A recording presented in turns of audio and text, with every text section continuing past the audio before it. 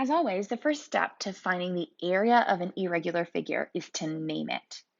This is a square, not just any old square. It has a circle taken out of it.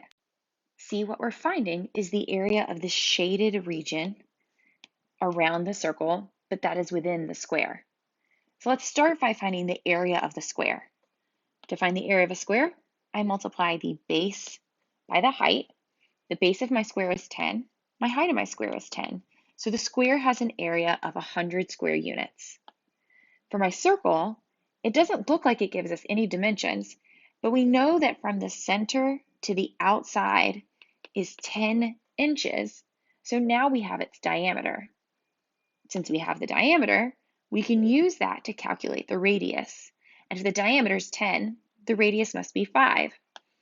When I go to use my formula, pi times radius squared for an area of a circle, I multiply 3.14 by my radius twice. That gives me 78.5 square units. To find the area of the irregular shape, I subtract the square and the circle, giving me a final answer of 12.5 square units.